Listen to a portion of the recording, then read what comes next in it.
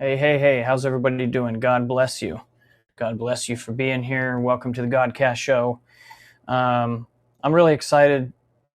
Well, it's kind of a bittersweet because I'm not really excited about tonight's message, but at the same time, I'm very honored that God has us on this journey.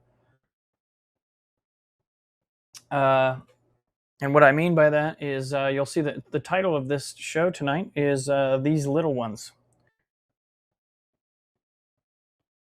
The reason I'm titling it that is because we're going to talk about children, and we're going to talk about the issues that we have in our community, unfortunately, that need to be eradicated. They need to be completely resolved. And we need to be vigilant and continuously monitoring our government and our society to make sure that we're protecting our children. Now, there's a lot of areas that pertain to protecting our children. Specifically, what I'm talking about, though, is government and the services that we put into place, i.e. CPS, family court, the procedures thereof, federal funding.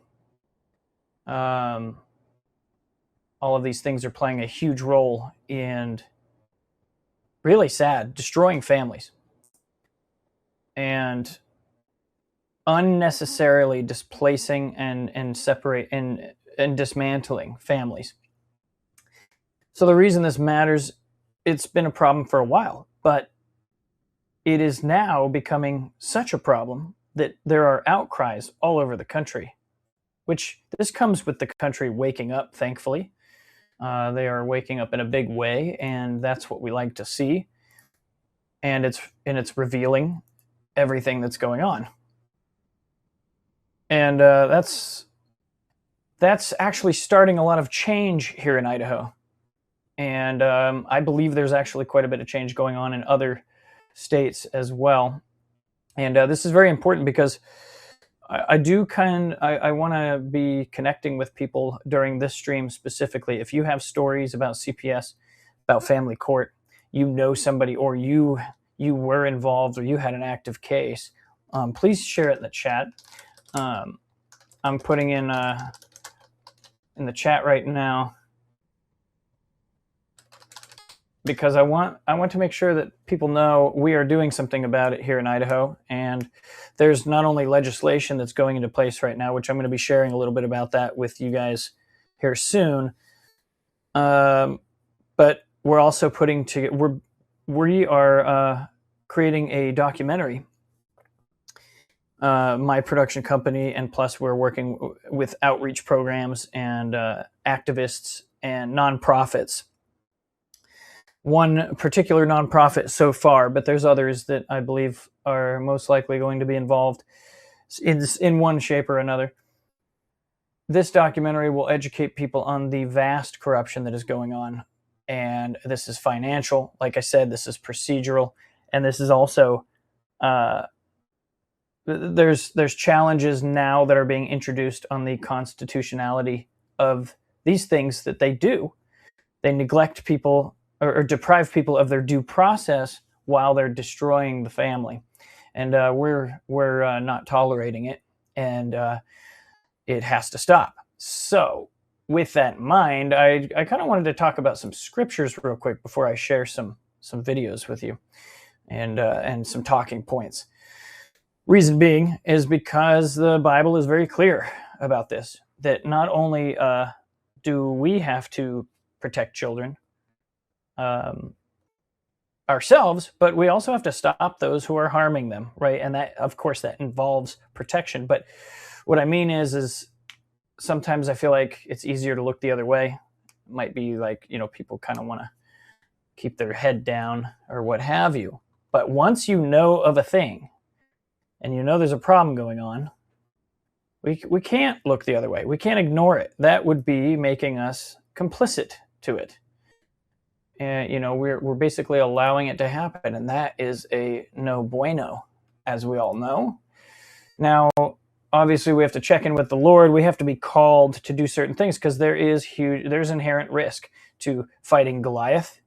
And I'm sure you know that, all of you out there, freedom fighters and Christians, and all of you who have been fighting the good fight the last, 5 or more years, maybe longer. If you're older than me, you've been aware of the corruption for a long time. I want to share a couple scriptures as to our responsibility to take to watching over these things. So let's see if I can do this here. I want to shout out to you guys on Clapper. Amazing. I'm always thankful to be on here because Clapper has been a nice other platform for us to go to since TikTok did not like our messages, apparently. Some reason they wanted to throw us off. Shout out to you guys on Rumble. Certainly appreciate you, as always. And also you guys on X. Quite possibly the biggest platform for news in the world now.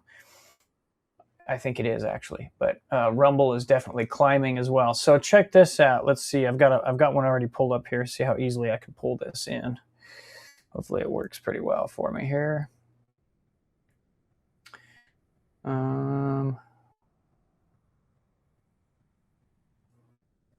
It's only going to let me share with this. Okay, that's fine. Well, actually, we might be able to do this. Let's go ahead and do this here. See if I can do it for you guys. And you guys over on Clapper, I got it pulled up here for you. Whoops. Okay. And I'm going to zoom in for you guys because I know it's a little bit small. Okay.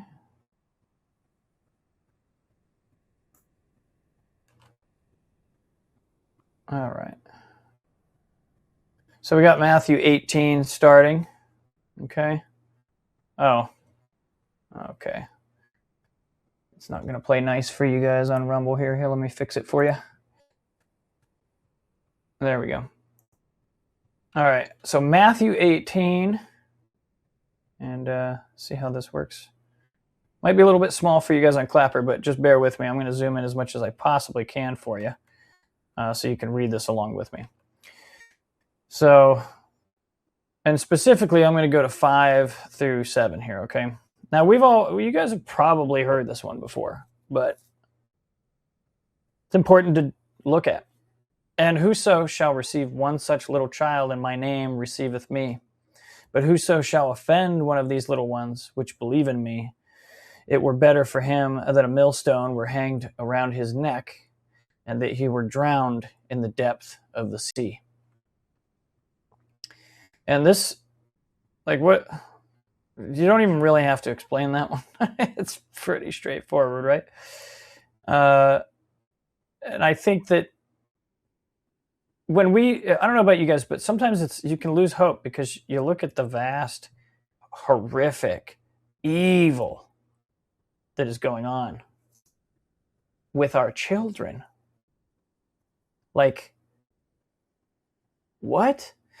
It could be easy to lose hope, but the Lord is not letting them get away with anything, not even a tiny bit.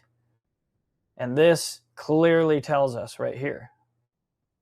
Now, I know it's paradoxical in nature because there is no evil, no darkness in God whatsoever. He has no shadow of turning. Yet, in this world, for some reason, these things are being allowed. But it's the paradoxical illusion, right? And the one way, I guess, if I were to try to understand it in this moment with you, it is that we are a soul, not a body. So perhaps that is the one way we can have some hope in this, that even the children, sadly, yes, they're going through something they absolutely do not deserve. And just to give a little bit more elaboration here, I'm going to highlight this too. Any of you guys jumping in, you're going to see what we're talking about here, okay? If you don't know this, like CPS, okay, they've been making up all these crazy nanny state garbage arguments as to, and I'm going to switch you guys back here. I know that it's probably kind of small for you guys on Clapper, but they've been making all these garbage arguments as far as medical reasons they should be taking kids away from parents. They want to have their freedom of health. They want to choose to practice whatever they want to in their home regarding healing, regarding lifestyle, medicine, and then also, so if you were to question a doctor's knowledge, they're destroying families over that. That you want to get a second opinion, they can destroy your family. You don't want the vaccine of any kind, they'll destroy your family. If you don't believe that your child it's a problem that he's 5 pounds underweight, which is ridiculous that we even have to talk about that, they'll destroy your family. They'll pull you apart. They'll separate you. They'll put them in a shelter. They call it shelter placement. That could be up to like 2 years that you haven't seen your kid while they figure out if you're a good parent or not. That's the type of stuff I'm talking about. This disgusting thing that's happening to families all over the country and has been for a while. Finally, praise God, it's becoming a big story. Like big. I didn't realize how big of a story it was until I started going through these groups. There were a couple things that came to my attention. Hang on here. A couple of things that came to my attention while this was all happening. I was invited to a couple events. I went and filmed these events, and next thing you know, I'm just hearing all these facts, and then I start digging into the groups that exist on social media. And I was blown away at the outcries that are happening. And I mean, shoot, there's one group, and it's got a very, very verbatim name. It says Stop CPS from Legally Kidnapping Kids. That's the name of the group. There's like nearly 60,000 members in that group alone. And then there's all these other smaller ones that are, 5,000 here, 10,000 here. So you can imagine, this is a huge problem in our country, and people are starting to speak out. And apparently, I didn't even realize this. We still got to get footage of this because I want to showcase this and bring more awareness to the fact that people were even doing marches around family courts. And I guess they did a big thing in DC about it too. So Trump's got to be aware of it by now, and the administration. So this is a big deal. This is not going away. And the reason I want to talk about it is because A, if it's happening to you, please share your story in the comments. You can share them in the chat too, but I want them to be permanent because we may just be reaching out to you. We're working on a documentary right now. And this documentary is turning out to be really, really, I'm believing that the Holy Spirit and God's hand is on it because we're getting some amazing feedback and amazing people coming forward. We've got lots of credibility and authoritative voices that are going to be going along with these stories, and in people's heartfelt experiences that reveal the corruption and also reveal. Because the other problem is, guys, is that even when these families are released, let's say, all cases dismissed and people are brought back together, so many of these instances are completely unnecessary and they create lifelong trauma. And I'll say lifelong because if you've ever been wronged by our government, it's not like a friend or a family member where you can go and reconcile with them and you rebuild that relationship. And then, okay, now you've actually fully healed. You feel like you could probably take another hit from them and it wouldn't be a whole scar all over again. You would actually recover, right? How do you recover from a faceless, non-human, fictitious entity, some agency that has violated you? Multiple agencies, too. So the aim of this is to make sure that there is absolutely no confusion about whether or not the cost of that unnecessary trauma way outweighs them thinking that they can arbitrarily just follow certain steps or gloss over this or that, or let their team of people just decide for the family, because that's unacceptable. It's destroying. I mean, when you hear some of these people, these parents and these kids, it's heartbreaking. And so we're going to do something about it. Not only here in Idaho do we have legislation that's going into place, wonderful people are putting through bills, which by a miracle from God, they could go through, and they will be implementing all sorts of definitions, punishments, and guardrails to these family child protective services and family court operations. Plus, it will be exposing the financial corruption as well, because as usual, follow the money. It's like a broken record. Follow the money, and we start to see why these things are happening. It's like you think humans could be a little bit more in depth, but all it takes is greed for some of these people. And it's just crazy. So that's where we're at. Wanted to give that update. And let's go to another scripture here, if we may. I'm going to punch in. Oh, I just want to kind of, saturate a little bit in these scriptures here as I talk to you guys about the importance of this, because I think it is that important. It really is. Get this here. Okay. So the next one I had on the list to share here. What? Come on. And I'm checking the comments here and there to see if you guys have anything you want to share. Oh, next one is Matthew 19, 13 through 14. Let's give this a shot here. Matthew 19. Okay, 13 through 14.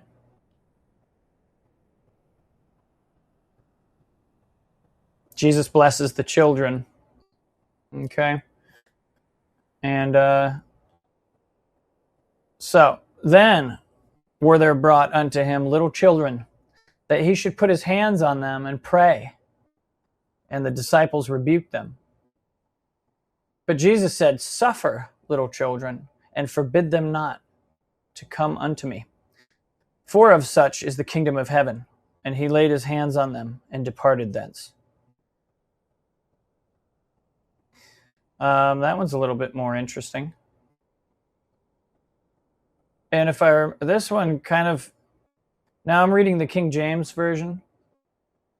This one might be similar to a different one, or it's just a different wording of what I've heard before, because I have heard also, well, actually now I'm quite certain this is just a different one. I probably have the other one in here talking about how we need to have faith like a child.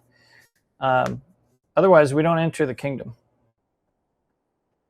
But I'm going to punch in a comment here, you guys, on Clapper. Hey, if you guys know of any serious experience regarding family court or CPS, we want to hear it. We want to, and what I was getting at too, I don't know if I finished my last sentence, is we may potentially be reaching out to you to be included in this film if you are willing to share, because we're trying to get quite a few different.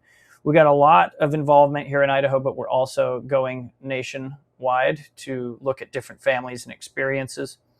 So that'll be something that we're going to share and reach out to. So please put in the comments here if you guys have anything like that.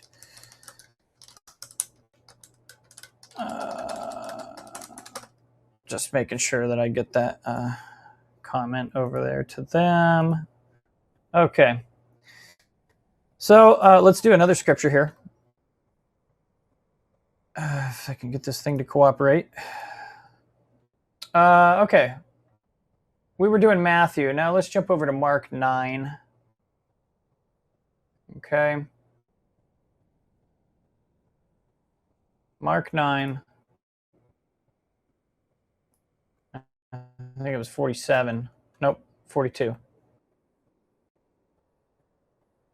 Mark 9:42.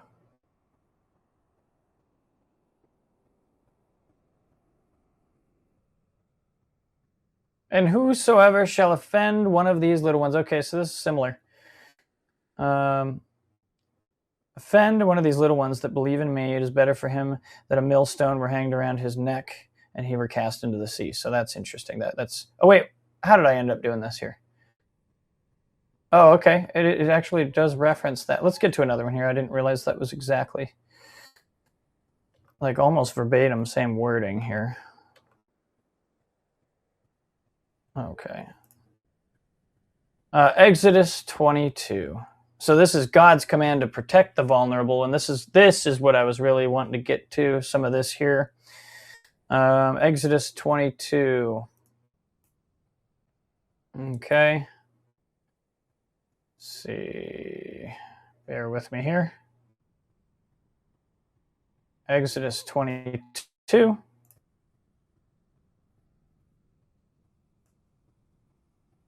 And we're actually going to verse 22 through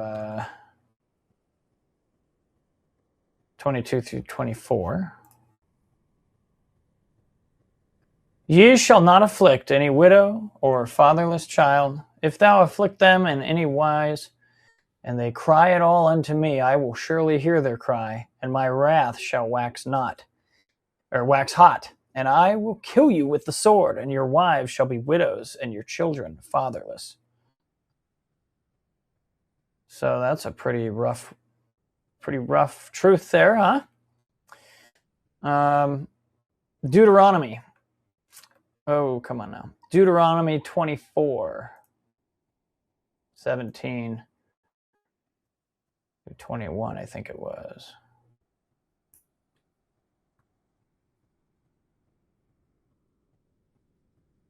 If you guys have good scriptures too, please include them. 17 through 18 is what we're going to here. Whoops. Yeah, there we go. 17 through 18.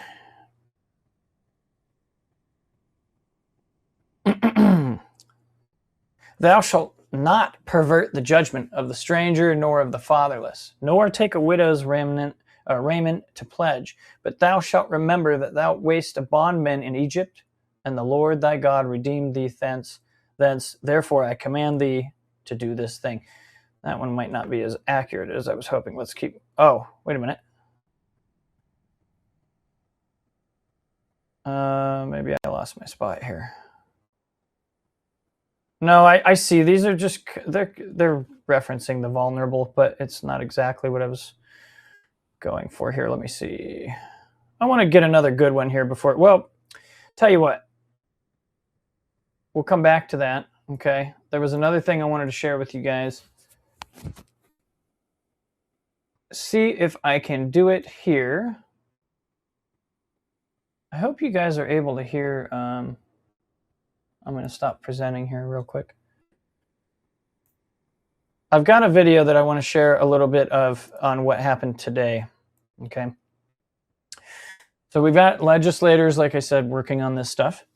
We've got good change happening. People like myself and many others who are taking action and exposing this corruption, making sure that we're on top of the ball here, right? And we're using our gifts from the Lord to actually get something done. Because at the end of the day, these problems are so big, it may feel like we can't do anything, but we really can. It's one step at a time from all of us. And one of the things God showed me was that it's an orchestration that He is in control of, and He is administering using us. So it may look big and it may look like we're not able to do anything, but we really are if we all just keep our heads down, work from where our gifts are, and it actually does process. It actually does lead to the orchestration that God already has in mind. So with that said, I've been able to witness some of the events, some of the different things, and we had one of our legislators, not sure if you're familiar with him, Mr.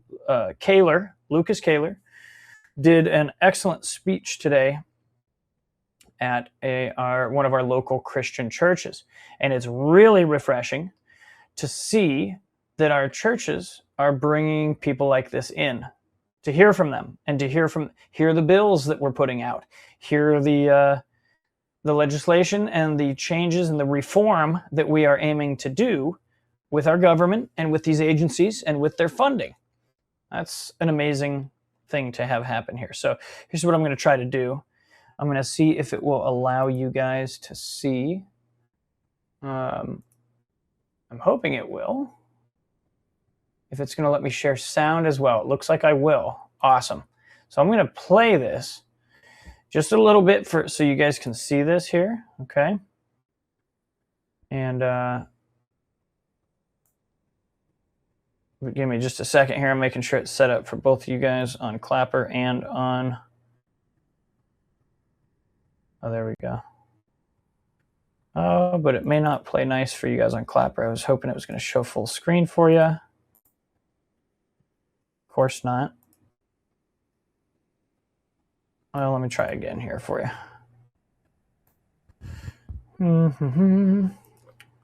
I don't even know if it's showing full screen for you guys on Rumble. I hope it is.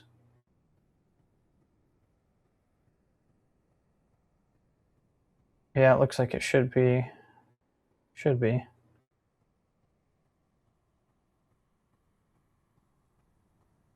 Bear with me a sec, guys.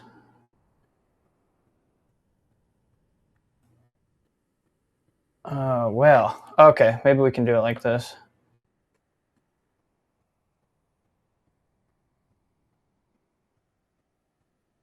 It's not exactly the easiest to get this to work across two of these different platforms. Okay, well, this might work, and you guys on Clapper, you might just have to listen.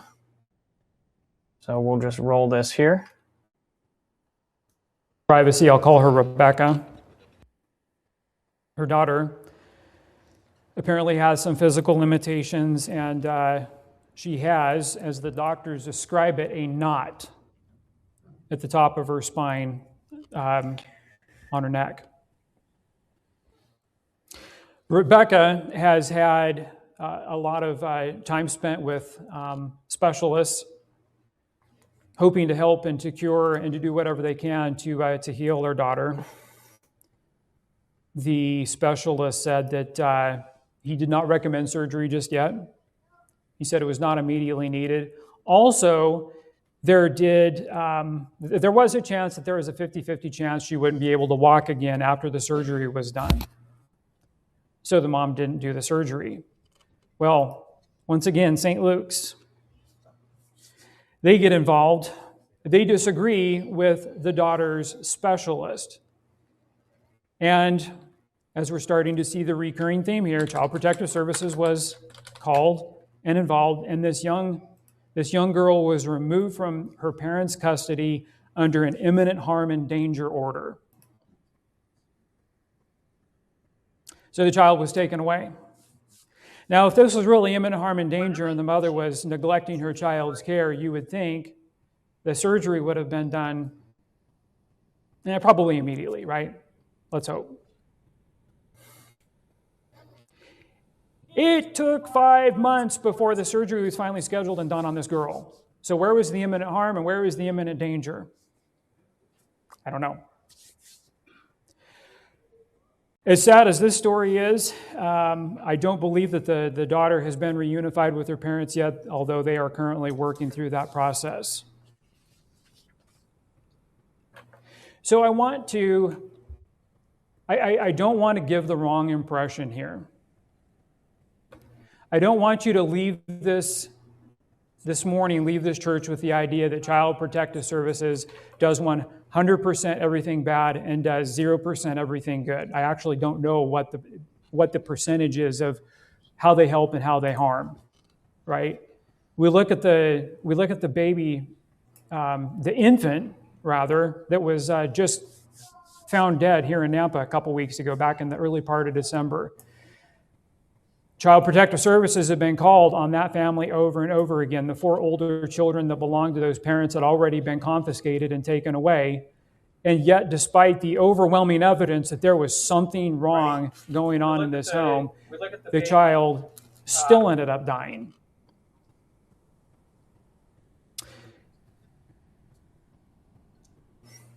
So what I want to do next is to give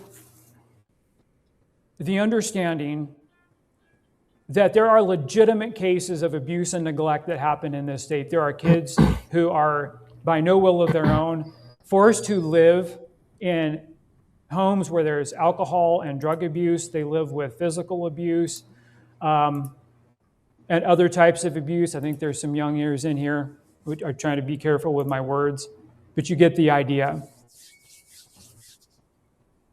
But for all of these children and all of these cases, and we hear Christine relays the messages to me about new cases and calls that she gets on sometimes a weekly basis. They happen all the time. Now, obviously, there's the parents' side of what happened. There's the state side of what happened. But as the four cases that I've just outlined for you here, I would argue that every single one of these is a wrongful separation of the child from the parent.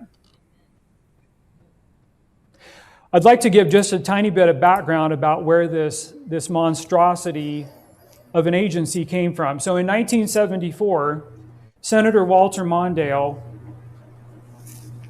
from the great state of Minnesota brought forward a bill called the Child Abuse Protection and Treatment Act. This act got signed into law, and it established a framework to provide federal funding to states for prevention, assessment, identification, investigation, prosecution, and treatment activities related to abuse and neglect. Since then, all 50 states have passed and adopted a Child Protective Act bill to receive the massive amounts of federal funding that they were promised.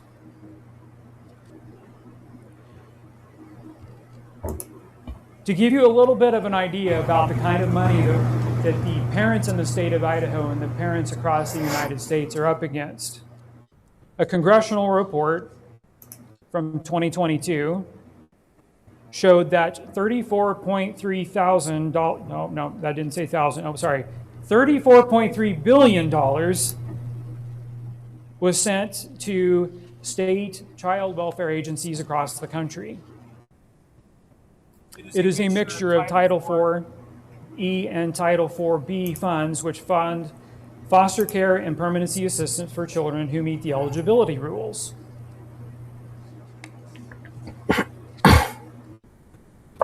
Let's take a little bit closer of a look at home. So in the last legislative session, here in 2025, the state legislature approved Senate Bills 1108 and 1208 to fund a total of $136 million, which is a combination of state and federal funds, to fund the Youth Safety and Permanency Program. And of that $136 million, $74.6 million funds the foster care program. Now let's do a little math. So we reached out to the Department of Health and Welfare back in November, and after lots of feet dragging, statutorily, they have a very limited, any state agency has a very limited amount of time to cough up public records. And Christine had made the initial request, and she requested 4 pages worth of data specifically regarding foster care, reunification, numbers of kids that had been taken, what the circumstances were that related to the removal of those children, the number of children per county over the state that were currently in foster care. It was a fairly extensive list. And of course, the department drug their feet and drug their feet and drug their feet. They know who Christine is. And finally, I sent an email and I said, we really need to get this going. Please provide the data as requested. I sent that directly to the Department of Health and Welfare Director. And I think we had it within 24 hours. That's amazing.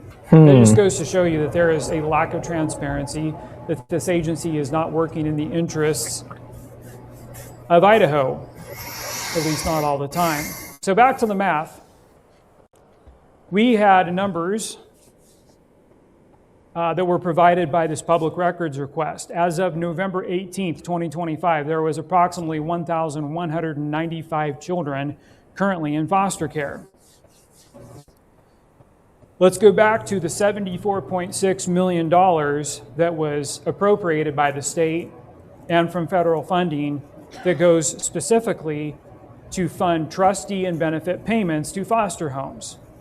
If we take that $74.6 million and we divide 1,195 children into it, we're left with a figure that suggests something kind of weird here, but that comes out to approximately $62,400 per child per year that is being spent on foster care. This is approximately 2/3 of the median income for an entire Idaho house in 2025. Now, I can't sit here and factually state that all $62,000 of that money is going directly to the foster home. In fact, I don't believe that's the case. What I would like to know, and what we're currently working to try to figure out, is where does all that extra money go?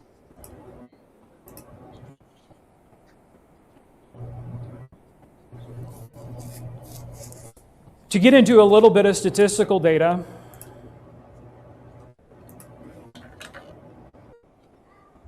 the Department of Health and Welfare gave us a number sheet earlier last spring, just to provide you with kind of an overview of how big and pervasive Child Protective Services is.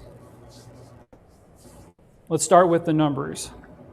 So approximately 421,000 people live in the state of Idaho are minors under the age of 18. In fiscal year 2024-2025, there were 24,400 referrals made to Child Protective Services. That number represents precisely 5% of all of the minors that live in this state being referred to Child Protective Services. Now, 5% doesn't seem like a lot, but 24,000 plus children is a lot. Out of that 24,400 referrals, 15,800 of those children were actually assessed, meaning an investigation was started. And safety assessors conducted comprehensive assessments to determine whether the child was safe or if a prevention case or out-of-home placement was necessary. According to their numbers, 89% of the children that were investigated out of that 15,800 were considered safe, and there was no need for further intervention. But according to their own numbers, 11% of those children were deemed unsafe and were removed from the home, and there was court process that went into placing them in foster care and to determine and establish what the conditions of the home were. Now, according to Health and Welfare's numbers, approximately 60% of those taken away are reunified, and 60% just doesn't really seem like great success. And I've got some numbers here to break that down slightly more. Listen to these guys. I think the number that I came out with, and I'm not finding it in my notes here. The number that here we go.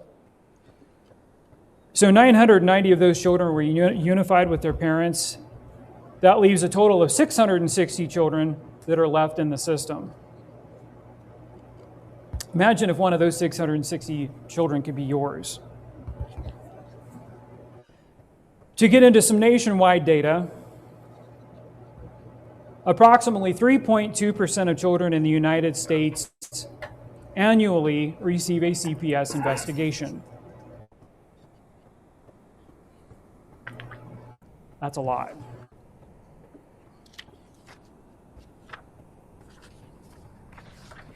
What did he say, 3.2%? Coming back a little closer to home once again, the Department of Health and Welfare has been working on an initiative to... I just want to hear that one more time. That's a lot. Only 3.2% of children in the United States annually receive a CPS investigation. That's a lot.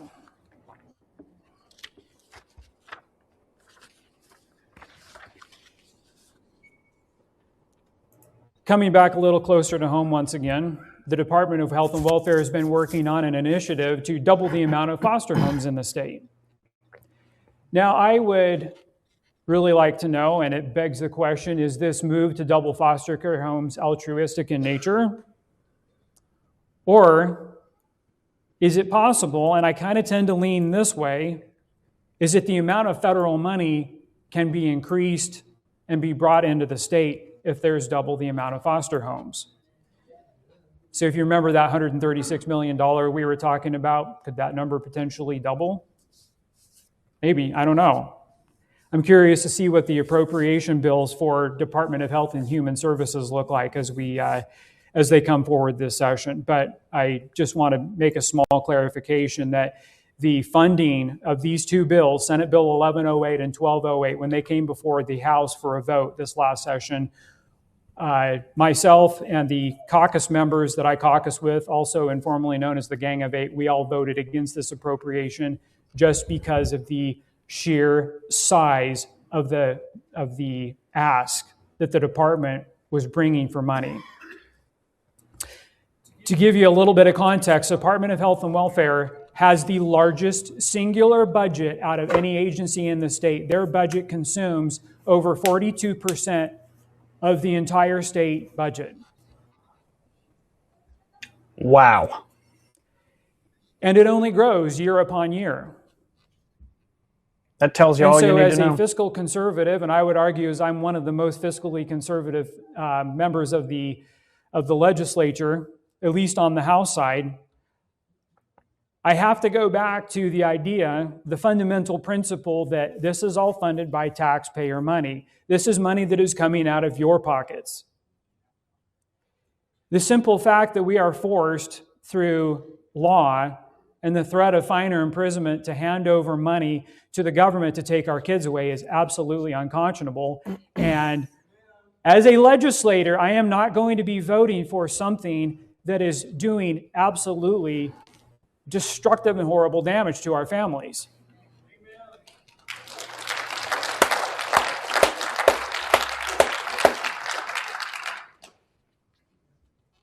Just to touch back on a little more statistical data here, I did some research on this article that I wrote, and there's some shocking, though maybe not surprising, statistics that have been reported over the past few decades as people try to study and understand specifically what it is that we're dealing with when it comes to child protective services.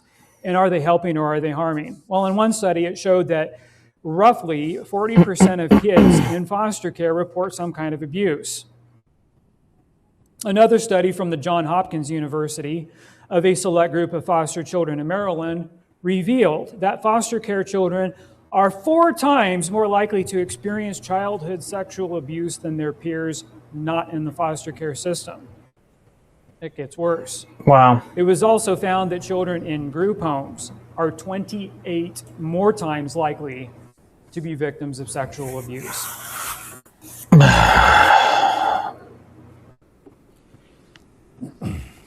So here in the United States, we have operated under the legal precedent of due process in which a person is presumed innocent until proven guilty. Okay, real quick. But when it comes to family and CPS courts, that presumption... Real quick here, guys. This is where it gets insane, okay? When he talks about due process here, this is a big deal.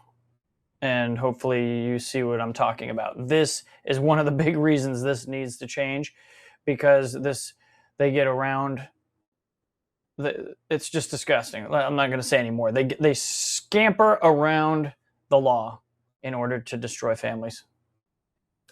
Presumption does not appear to apply.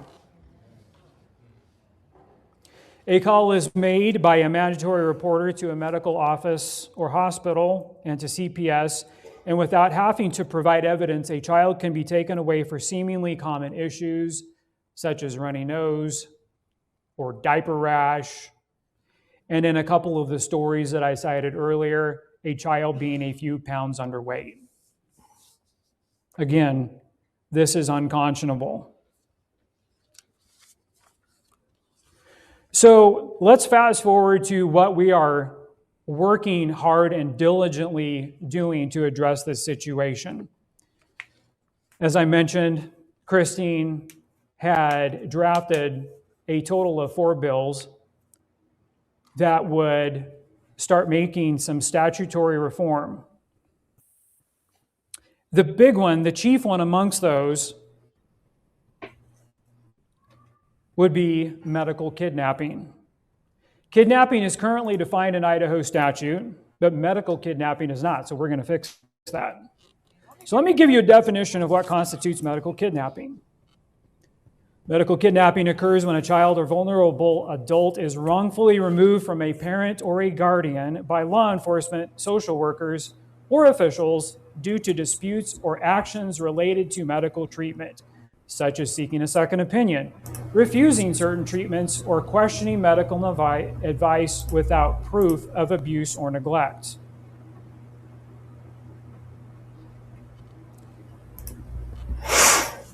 If by a miracle we can get these bills introduced into the Health and Welfare Committee, and I am the sponsor of those bills,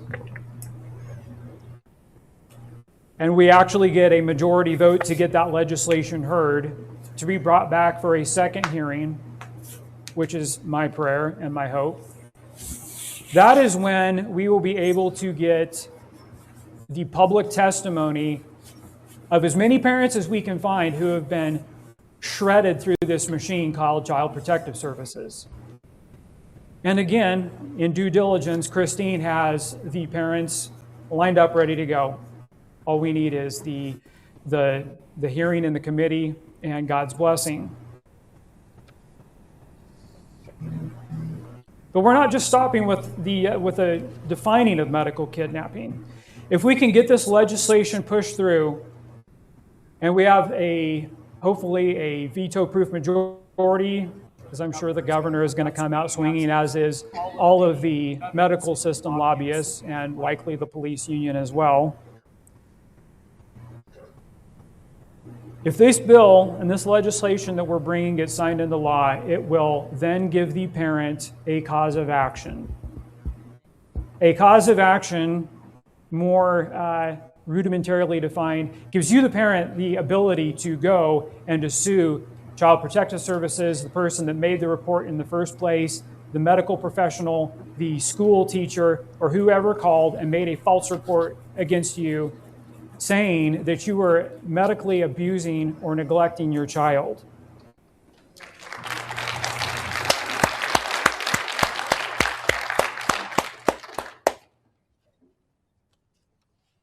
Okay. But we're not just stopping with the medical kidnapping bill. Oh, we'll let this go a little bit further. We're also going to be bringing some statutory reforms to child protection central registry procedures. Now, what I would like for everybody to know, if you're called, or I'm sorry, if there is a call that has been placed upon you because someone thinks that you're medically neglecting your child, CPS is going to put you into a registry without your knowledge, even though you haven't been convicted or even charged with anything yet. You already go on to a registry.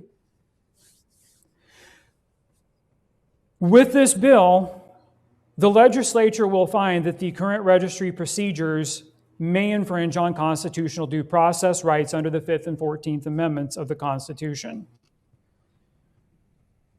Now, how this affects you, if you get wrapped up in this under these false charges, well, even if they are true, you shouldn't be punished for something until you've been charged and convicted, because that is the legal standard that we live under. This registry, even though your data is supposed to be secured, outside third parties can request the data. People that are trying to do a background check on you for employment, for example. So these standards, which are violative of our constitutional right and due process, make it difficult for people who are trying to seek employment or stay employed and to support themselves. We want to change that. With the exception of level 1 offenders, which are like the worst of the worst, where there's actual known and documented instances of abuse and violence and drug and alcoholism, for example, a person who does get convicted, level 2 or lower, they can go on the registry but they can stay on there only for a maximum of 10 years, and then it will be the responsibility of the caseworker who's working that case to remove you. A hearing has to be conducted within 45 days of this procedure going down. If a call is made to CPS, you have to be notified as the alleged perpetrator within 45 days that the hearing has been done and that you were going to be added to the registry. No more sneaky, without your knowledge, being added to the protective registry.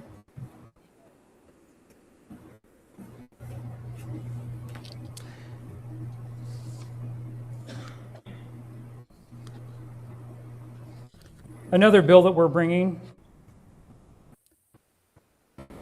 is a social worker training bill. As everybody knows, social workers are the ground soldiers of CPS. Social workers have been documented by many parents using very inflammatory language, saying things that are not true, weighing in with their own personal opinions about what could happen, what may happen, what won't happen. Things that fall absolutely outside of their purview as a social worker when it comes to the judicial system. They aren't judges, they aren't attorneys, they have a singular job. So we are tightening up these statutes, providing them the opportunity to know and to do their job better. And if they don't, well, we are bringing we're putting some penalties in there. Loss of licensure, retraining, removal from their job as a child protective services worker.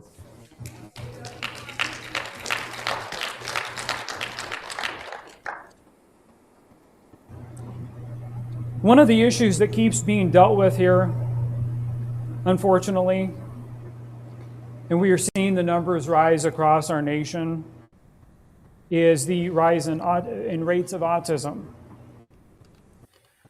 Approximately 1 in 20 children is diagnosed with autism. Okay, and we'll stop there because I think you get the gist. He's about to go into talking about how there's misinterpretations with children who have autism and different complications like that. And yeah, I've talked to several family members, just myself, about parents who have kids with autism, and it's just insane that they're being accused of, blamed for the kid who, he bumps his own head, or she doesn't look like she's very socially receiving social cues and things like that. So then they misinterpret that as some sort of, emotional abuse in the home, or because they're introverted, that there's some sort of problem that the parent has created, which is completely wrong. It's completely false. And these are the types of things we're dealing with. So, but as you can see, there's some real action happening here. I believe this is going to be a duplicatable process. People are going to start seeing that going and pushing forth bills and insisting that this change, and insisting that we take a closer look. You guys know, this whole Doge thing, we got to start seeing our own local Doge, our own audits of the financial system that are happening. Because can you believe that? 42% of our budget is child protective services. Are you freaking kidding me? No, we did not ask for a nanny state. No, we did not ever ask you to come and make sure that our boys that are playing in the yard, if they've got one too many scrapes or not on their knees. Are you freaking kidding me? How did we allow this nanny state to happen? Well, I don't know. I really don't know how this occurred, other than the fact that obvious dereliction of our duty to be superintendent of this country, because that's what we're supposed to be doing. And when the cat is not there, it is very obvious that these mice decided to play with our money, play with the power, and now these sick people And I'm not saying all of the workers, but whatever controllers there are, they're the ones that want to traffic the children. They're the ones that want a broken family. They want a broken country so that they can control. It's easier to control broken people. And yes, those of us who are believers in Christ, we know we're all broken. But I'm talking about really messing people up. Unnecessary pain and trauma. Things that are not called for, yet the Lord turns for good. That which was intended for evil is turned for good, as we know. But it is just sickening, is it not? To see this. To see that this much havoc can be wreaked on our families by an agency that we pay. We hire these people to protect the children who are in real danger. Like they're having cigarettes put out on their skin. They're having alcoholics beat them. They're having, nothing to eat, and there's meth pipes in the house. That's what we hired them for. Parents who are not fit. But that is a very, very narrow area of the population and very specific definition of what conditions must be met. I don't understand this. It's crazy. But anyway, I hope that gives you a little hope, though, that we're doing something here. And wherever you guys are located, I know for a fact that the Lord is with you and that things can be done there as well. And if you guys don't have any stories or you don't want to share any, if you got friends, family, anybody who has a CPS or family court system story, please share it in the comments. Reason being is not only are we learning from them and we are learning what our system is doing and what needs to be corrected, but it also sheds light on it because this is the time that, you look around the country, people are rising up and they are very aware of this family court problem. We never, ever, ever, I don't know who thought, we didn't vote on this. This is pure corruption that was encroachment slowly over time. Because you look at it now, no way. Here's the other thing. This is crazy. Here in Idaho, I just found out. This sickens me to my core. If there's something wrong with the parents, right, or maybe parents die, Idaho is one of the states that does not give authority over to the grandparents. They actually say, no. They automatically go to the state if something happens to the parents. Are you kidding me? What in the world gives these people this idea that they have authority over a family in this manner? I am seriously disgusted to even learn of such a thing. It's not their freaking job at all. It's not even close to what they're supposed to be doing. And yet we're paying them 42% of the budget, apparently, something to that effect, to just trounce around as if they're like the big head honcho of every household. I am sick and tired of this. I hope you guys are too. I'm going to share another heavy note, but only because it's supposed to give you hope about the documentary that we're working on regarding the CPS and family court corruption fiasco. We had the other issue that is near and dear to me is, and you heard the stats he was saying. We're talking sexual abuse. How big do you think the increase is in the susceptibility of a child becoming an addict in foster care or who's been traumatized by the CPS and family court system?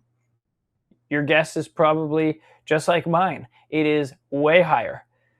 And what happens when they become addicts and they don't know what to do in society? And how likely are they going to die or go to prison because of this?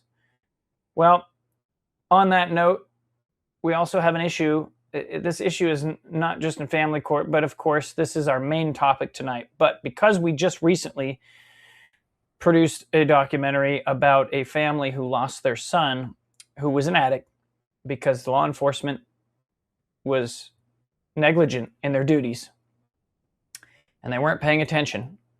This child of this lovely set of parents was shot in the back 5 times and killed. And so this is a little bit of a side note to the original topic here, because we are mainly talking about family court corruption. But the reason I bring this up is because I want you to see, and if any of you want to go check this documentary out, it is very, very powerful and very important for us to shed light on this too, that we have a problem in law enforcement training.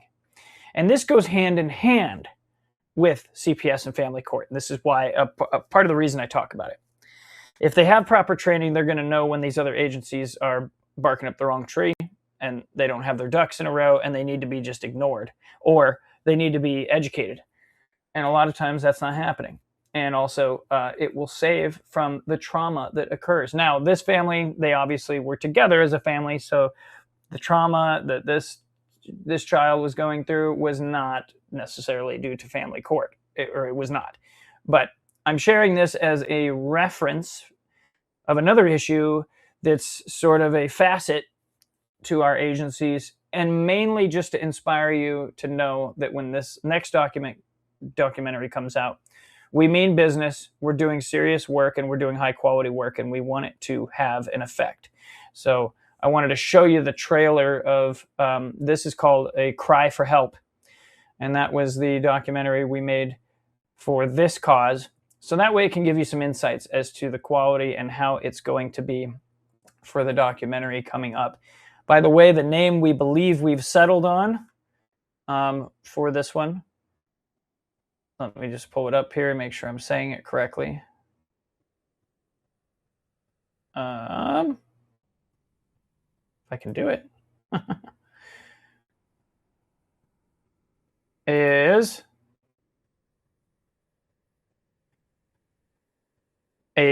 Fractured Families, Exposing CPS Corruption. That is what I believe the name is going to be of this next documentary. But for now, I want to play you guys this quick trailer. And this documentary is already released. You can go watch it right now on Rumble. If you search A Cry for Help, no spaces, A Cry for Help, you'll find the organization. They also started a nonprofit to help addicts get help. And they're lobbying, I wouldn't say lobbying, well, maybe it is lobbying and also challenging the police agencies and their level of training that they receive, crisis training and the like, to make sure that this doesn't happen to other kids and other families being torn apart by these types of things. So let me pull that up here for you.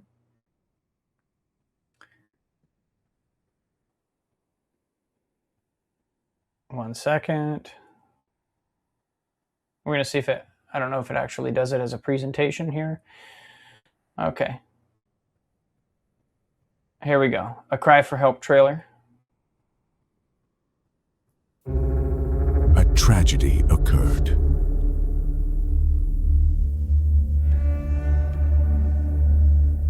In Star, Idaho, the 15th of June, 2022.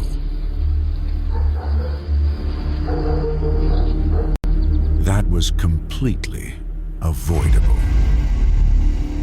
The parents of a man shot and killed by a Star police officer a year and a half ago are calling for change. In the shadows of misunderstanding.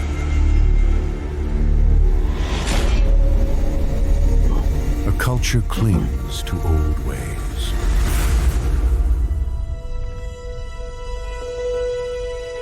It's time for a new narrative. You know, I've had people ask me, why did you call the deputy Skip? I did not call them to kill my son. I called them so we could get help for him. He was high. He's had a problem with drugs. That's why we called him. What do you got going on? What kind of hard times are you dealing with? Help me understand this a little bit. In Tacoma Western State Hospital one time, I called the cops and said, I'm going to kill myself. And I had a knife, so when they got there, I had the knife and I was pointing, and they came in and they shot me with taser guns. And they didn't take me to jail, they put me in Tacoma Western State Hospital, you know, a mental ward where I belonged because I was not in my mind's thinking. They went back there and they said, you can leave. You can leave, Jeremy, you can go. And he walked right out the back gate. Just don't reach for your gun, you're good, man, you can go.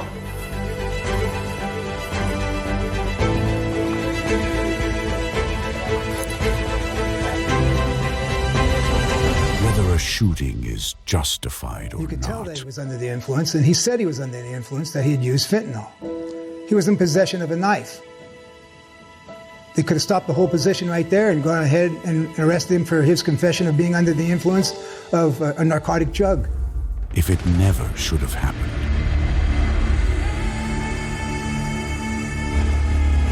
They've got a section that says that if you're in the state of Idaho and you have a weapon, and I'm trying to find a section here, you have a weapon and you're under the influence, that you're not allowed to have the weapon. You're in violation of Idaho law. It is not justified at all. A deputy's perception, as the video tells us, the video produced by the sheriff's office tells us, if their perception is that Jeremy is disoriented and intoxicated, now you marry that observation with the statement of Jeremy that he has a gun. If you marry those together, that is a violation of this code, Idaho Code 183302B.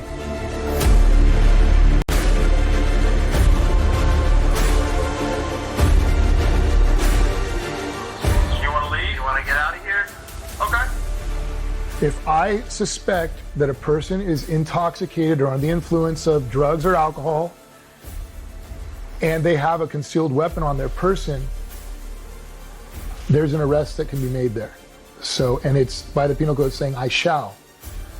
I don't get to make the laws. And nor do the police officers that are working in this area either. They're there to enforce them.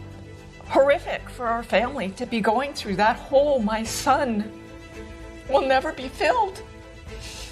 And there's nothing, no amount of money that's ever gonna bring him back. A lawsuit, you get money out of that, but money isn't what we're looking for. We don't want this to happen to another family, to another father, son, daughter. And we'd like your support.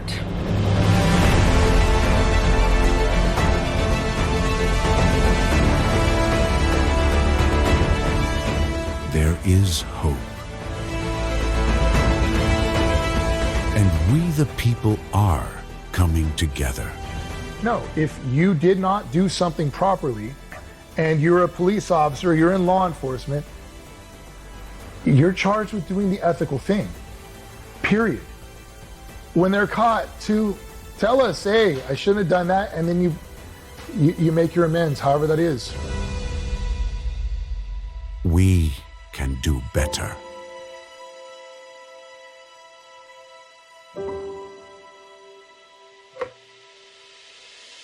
Watch now.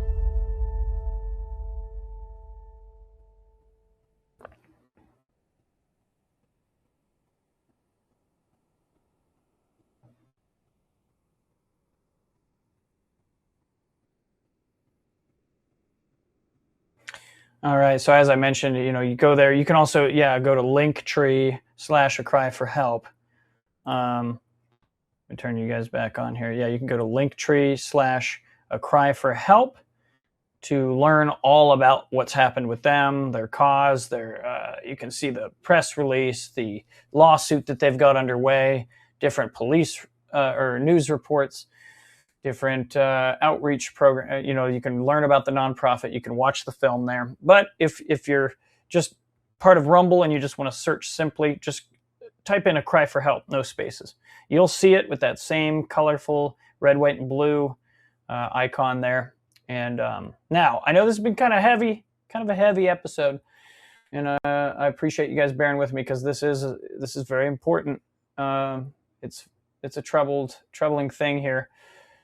But it's important we got to protect our kids. We got to, on that note, I'm not going to switch screens. I'm just going to read one more scripture to leave it off here. And I do have one positive thing to leave with you guys. Let's see. Okay, well, this one's a perfect one, right? Psalm 82, 3-4. Defend the weak and the fatherless. Uphold the cause of the poor and the oppressed. Rescue the weak and the needy. Deliver them from the hand of the wicked. A call to actively defend and rescue vulnerable children from harm. That's very, very strong there. And I just wanted to share that as well. Now, as an uplifting final note that I want to do for you guys, I don't know if you saw this before, if you've been following. We did have a local Christian artist who we just finished a music video with, and the message is very nice, and it's a beautiful landscape that we shot it in here in Idaho. I want to leave you guys with at least an uplifting, hopeful vibe and reverberation in your heart as you allow what I shared today to sink in. So that way it's not all doom and gloom, guys. We got to keep living. We got to keep our joy. As the Lord tells us, we can be of good cheer, for he has already overcome the world. And this music video is called Hi, It's Me. Really great local artist. Very neat perspectives that he has. And I think you'll like this. So check this out, and God bless you until next time.